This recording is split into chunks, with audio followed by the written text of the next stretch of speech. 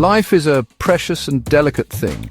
All creatures, from the smallest insect to the largest whale, share an innate drive to survive. We fight for resources, we adapt to our environment, we protect our young. Yet amidst this struggle for life, there exists a perplexing paradox: the human capacity for self-destruction. Why do we engage in behaviors that harm us? Why do we make choices that jeopardize our well-being? From substance abuse and addiction to self-harm and reckless actions, the spectrum of self-destructive behavior is vast and varied.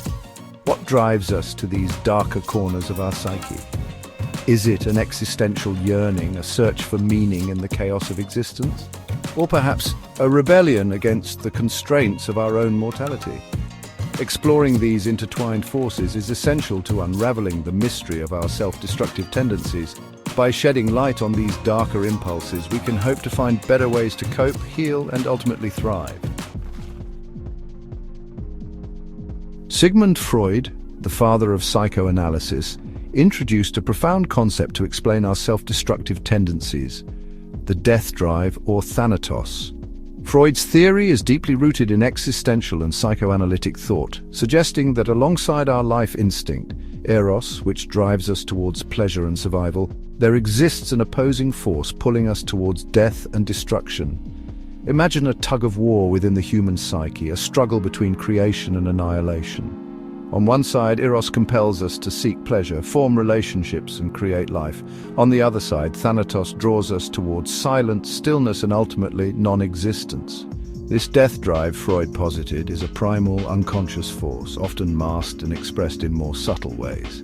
He argued that self-destructive behaviors, from minor self-sabotage to extreme acts of violence, are manifestations of this death drive. These behaviors, according to Freud, are a way for us to manage and release pent-up aggression and tension, even if it comes at a personal cost. Freud's theory, though controversial, offers a compelling framework for understanding the darker aspects of human nature. It suggests that self-destruction is not merely a flaw or an aberration, but a fundamental part of what it means to be human, deeply intertwined with our existential quest for meaning. While the concept of a death drive is debated, it invites us to question the nature of human desires and the enigmatic depths of the unconscious mind. Trauma, for instance, can be seen as a profound disruption in the psyche, challenging our understanding of self and the world. Childhood abuse, neglect, or witnessing violence can distort one's self-perception, raising philosophical questions about the formation of identity and the search for meaning. Mental health issues also play a significant role in this existential inquiry.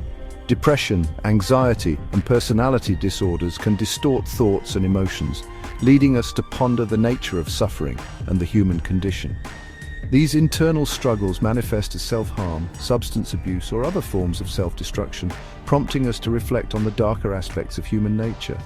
Furthermore, low self-esteem, feelings of worthlessness, and a lack of self-love can lead to a destructive cycle, questioning the essence of self-worth and love.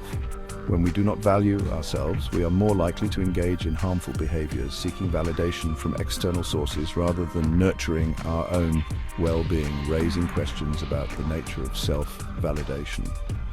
Understanding these psychological factors is crucial for developing effective interventions and therapies, but it also invites deeper philosophical contemplation. By addressing the root causes of self-destructive behavior, we can empower individuals to break free from these harmful patterns and build healthier coping mechanisms while also exploring the profound questions about human existence and the unconscious mind. The essence of human behavior is a tapestry woven from the threads of both nature and nurture. Societal constructs, cultural paradigms, and economic structures shape the environments in which we exist, influencing our actions and decisions. The weight of poverty, the void of opportunity, and the chasm of social isolation can drive individuals towards despair, making self-destructive paths appear as avenues of escape. In some cultures, the allure of risk and the normalization of substance use can inadvertently glorify self-destructive tendencies. Media and peer influences further distort perceptions of risk and reward, particularly among the impressionable youth. Yet beyond the societal sphere, our biological essence also plays a pivotal role. Genetic inclinations towards addiction, mental health challenges, and impulsivity can heighten one's susceptibility to self-destructive behaviors. Imbalances in brain chemistry, particularly in areas governing reward, motivation, and impulse control, further contribute to these tendencies. To truly grasp the human condition, we must explore the intricate dance between our biological makeup and the societal frameworks we navigate. By addressing the foundational causes of self-destruction, both within the individual and the collective, we can foster a world where individuals are better equipped to face life's challenges and thrive.